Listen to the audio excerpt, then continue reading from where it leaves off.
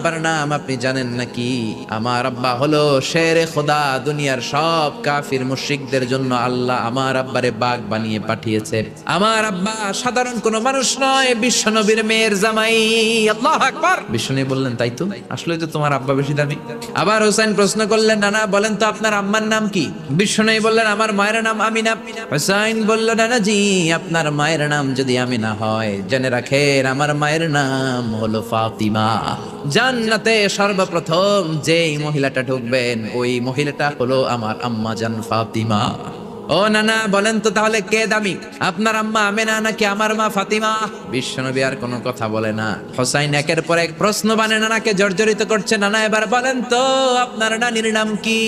বিশ্বনবী বললেন, হোসাইন আমার নানির নাম হলো বাররা বিনতে আব্দুল উজ্জা। হোসাইন বলে, নানা আপনার নানিরে তো কেউ চিনে না, বাররা নামটা কারো মুখস্থ নাই, আমার নানির